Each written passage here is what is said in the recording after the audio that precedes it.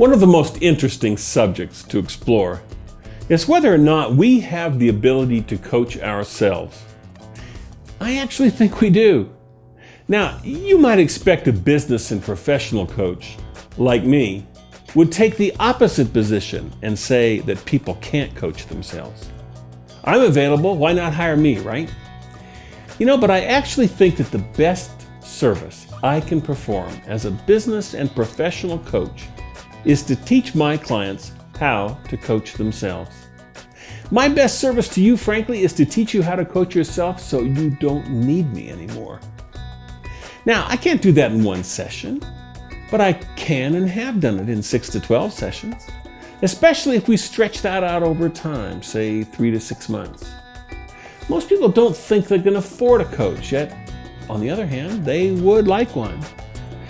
Some would even agree that they can't afford not to have a coach, yet they still can't bring themselves to spend the money to hire one. In the business and professional arena, this is further complicated, frankly, by doubts about coach competency, as well as by time pressures. Business owners and the professionals who serve them, that's my market, just don't trust coaches to know anything about business, and frankly, most don't. And they don't feel they have the time to experiment with a coach that doesn't understand business. On the other hand, most business advisors and consultants don't understand coaching. They're experts.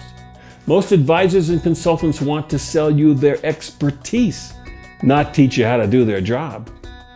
Coaching is different. Coaching has evolved to a process where the coach must know how to ask the right questions and help the client think through what's in the client's head, not what's in the coach's head. Most business owners and professionals will always know more about their business or practice than the coach does. Heck, if we don't understand our own business or practice, we need to get an advisor or consultant in the specific area we're missing. But when it's clarity and discernment we need, that's when we need the benefits of coaching. The coach is trained to listen carefully to where the client's mind is going, to verify the assumptions along the way. Can you achieve that by yourself? Well, of course you can. Is it as good as having an expert coach? Well, probably not, but it certainly is a good place to start. My recommendation to you is to read the best book I've ever read on coaching, and it's right here. It's called Becoming a Professional Life Coach by Patrick Williams and Diane Menendez. And before you protest that you absolutely don't want to become a professional coach, let me stop you short. I understand that. Just what do you think you're doing when you stand in front of the mirror in the morning? Let me give you a hint. You're coaching. When you're with your children, if you're not coaching, it's probably because you don't know how. If you want to stay in a relationship with someone, you also need to learn some coaching techniques. Listening and helping someone through their own thought process, which is what coaches do, is how you bring people around when they don't get it. Right? I see your head nodding. Not only is coaching a therapeutic, parenting, and marriage counseling aid, it's also the best sales technique. And you know something?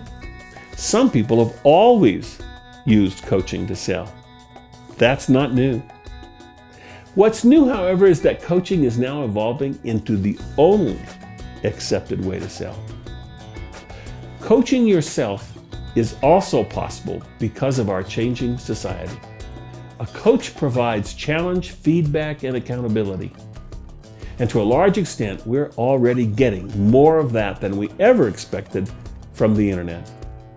So if I were to coach you, I'd go over all this in painful detail. But first, why don't you look into acquiring this book, Becoming a Professional Life Coach?